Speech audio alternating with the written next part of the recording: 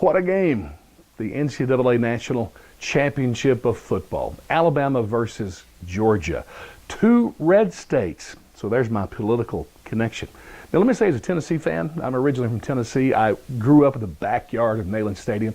You know, this year Georgia beat Tennessee 41-0, and Alabama beat us 45-7. And that one touchdown wasn't even scored by the offense. So I'm not happy, of course, with either team. However, as a red state philosophical person politically, I was so happy to see this game last night. And I want to point out some political things that I saw or that I appreciated. And by the way, my Yankee friends are all dying that the national championship was between two SEC teams. They just hate that fact.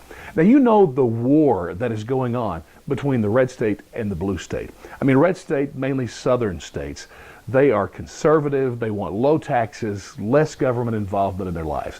The blue states love government, and they love high taxes and big government. And so we constantly battle each other. And the war took a real ugly turn when Trump was president, because it's obvious that the red states, they're the reason he got elected president. And to make it worse, he was at that game. So it's just a tragic thing all the way around. But a couple of things I want to point out. One was the incredible decision Nick Saban made at halftime to change quarterbacks. I mean, this is the championship game. To bring in the second team quarterback, man, if that hasn't worked, I mean, he would have heard about that the rest of his life. But he did the unthinkable, and yet it paid off. Alabama scored 0 points the first half, 26 the second. Wow, what an amazing thing. And you know what? I wish that government could learn something from this, because in government, and red state people know this, government no longer is about, being for the people. We just feel like it's lost.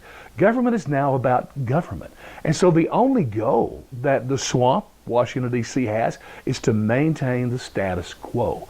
They don't want to change anything. Really, the only goal they have is to make the current bureaucracy, whatever's going on, make it bigger. Take more of the people's money, make it bigger. There's no thoughts of how can we change this? How can we make it better? How can we win for the people with what we're doing? What Saban did was a lesson for every organization when it comes to decision making. His term, sometimes you got to throw a curveball to win.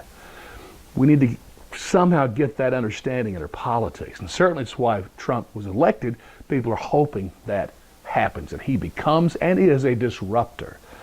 But then also I found it interesting that the game was played in Atlanta, Georgia, in a stadium called Mercedes Benz.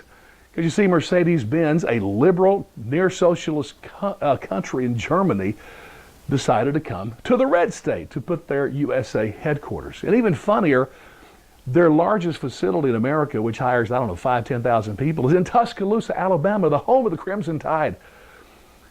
Crazy. And just as a Tennessee guy, to add one more to it, Nissan's headquarters in the USA is Nashville.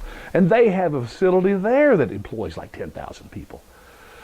So blue states, you may need to ask yourself the question, why is it that these companies from very liberal countries, when they come here to work, to make money, they're heading to the red states and not the blue states? So the elite may need to think about that. Well, anyway, I'll close my comments here with an article by John McCarran he wrote several months ago. He's one of the elite journalists, and the title of his article, this is not perfect, I can't remember exactly, but it's something about, how do we end the war between the blue states and the red states, or the redneck states, we should say. And he said it's very simple, and he wants the war to end. So he says, you know what, if the southern rednecks will, one, just fall prostrate before the all-powerful federal government, and two, while they're prostrate, have someone give them 40 lashes for being climate change deniers. So if those two things will happen, we can all live in harmony, peace, and love. Well, let's just admit it. It was a great night for the red states.